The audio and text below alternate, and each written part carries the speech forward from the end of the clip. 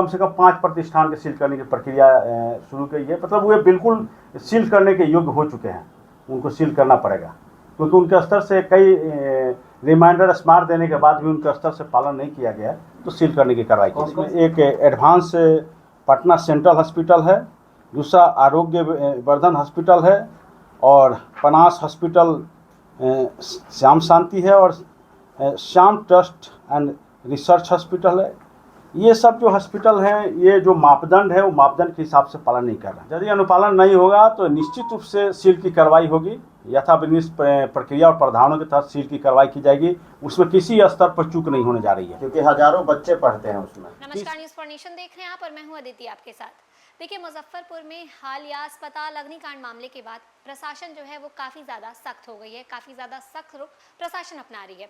अगर आपको बताएं तो राजधानी पटना के चर्चित कुणाल होटल समेत 4 प्रतिष्ठानों को सील करने का आदेश जो है वो भी जारी कर दिया गया है, और इतना ही नहीं, कई निजी अस्पताल भी अग्निशमन विभाग के निशाने पर हैं। देखिए, जानकारी के मुताबिक जिन होटल और अस्पतालों को पहले अग्नि सुरक्षा मानकों को पूरा करने के लिए अल्टीमेटम दिया गया था, उन्हें निर्धारित समय सीमा के भीतर जरूरी इंतजाम नहीं किए, और इसके बाद विभाग ने कार्रवाई का फैसला लिया है। अग्निशमन विभाग के डीआईजी मनोज कुमार नट ने बताया कि 1 सप्ताह के भीतर सीलिंग की प्रक्रिया जो है वो शुरू कर दी गई है, और उसके बाद विभाग की टीम लगातार निरीक्षण कर रही है, और जिन स्थानों में फायर सेफ्टी के मानकों का उल्लंघन पाया जा रहा है उनके खिलाफ कड़ी कार्रवाई की जाएगी। मुजफ्फरपुर के दर्दनाक घटना के बाद प्रशासन कोई जोखिम लेने के मूड में नहीं है, और अन्य होटल जो है वहां पर फायर सेफ्टी के नियमों का पालन करना अब अनिवार्य हो गया है, और फिलहाल इस कार्रवाई से होटल और अस्पताल संचालकों में हड़कंप मचा हुआ है। तो देखिए, फिलहाल इस कार्रवाई से होटल और अस्पताल संचालकों में हड़कंप मचा हुआ है, और कई संस्थान मानकों को पूरा करने में जुट गए हैं।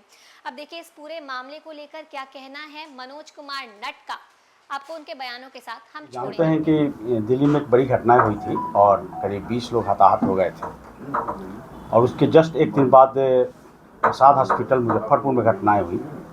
ये अलग बात है कि बिहार अग्निशमन सेवा के मुस्तैदी के कारण 20 लोगों को वहाँ पर रेस्क्यू करके बचाया गया, फिर भी 3 से 4 लोगों की जानें जो है या तो घायल होने से या मौके पर जो है दम घुटने से हो गई थी। उसकी गंभीरता को देखते हुए और आम जनों की सुरक्षा के किसी भी कीमत पर समझौता नहीं करने के उद्देश्य से हमारे महानिदेशक समाज समष्टा महोदय के स्तर से बहुत ही सख्ती बरती गई है, और एक अभियान चलाकर वैसे जो भी होटल हैं या हॉस्पिटल हैं जिनके स्तर से अनुपालन सुनिश्चित नहीं किया गया है, उनके विरुद्ध कठोर अनुशासनिक कार्रवाई, कठोर जो वैधानिक कार्रवाई की जाएगी। बिहार अग्निशमन सेवा अधिनियम और बिहार अग्निशमन सेवा नियमावली 2021 के नियम 33 में ये प्रोविजंस है कि यदि सामान्य स्तर पर कोई पालन नहीं करता है तो कंपाउंडिंग की भी उसमें सख्ती दी गई है, कंपाउंडिंग भी किया जाएगा, और यदि मामले ज़्यादा गंभीर हैं, उनके स्तर से नहीं बरती जा रही है, तो उनको सील करने की कार्रवाई की जाएगी।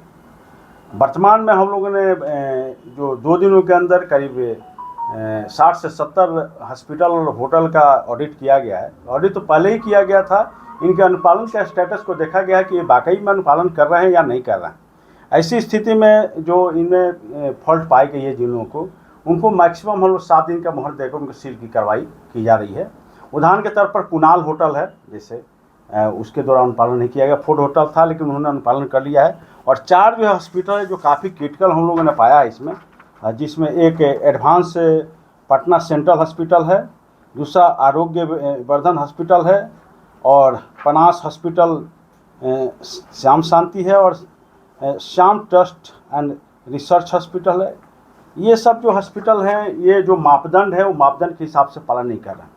दूसरी, चूँकि मैं यहाँ के आम नागरिकों से और जो प्रबंधक हैं होटल और हॉस्पिटल के, उनसे मैं निवेदन करना चाहता हूँ कि बदलते परिप्रेक्ष्य में और आम नागरिकों की सुरक्षा को देखते हुए जिस तरह के माहौल स्थितियाँ बन चुकी है, वैसी स्थिति में ये जरूरी हो गया है कि जो दिशा निर्देश सरकार के स्तर से या अग्निशमन विभाग के स्तर से जो दिशा निर्देश हैं उसको पालन करें, अपने भी सुरक्षित रखें और आप आम जनों को भी सुरक्षित रखें।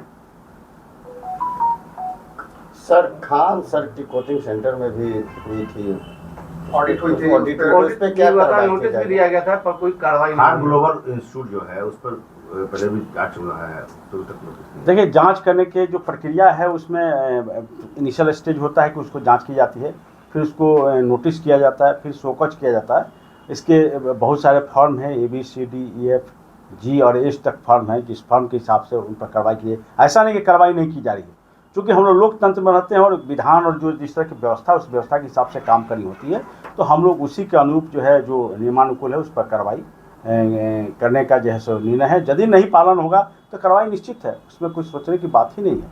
क्या पाया गया उस कोचिंग में?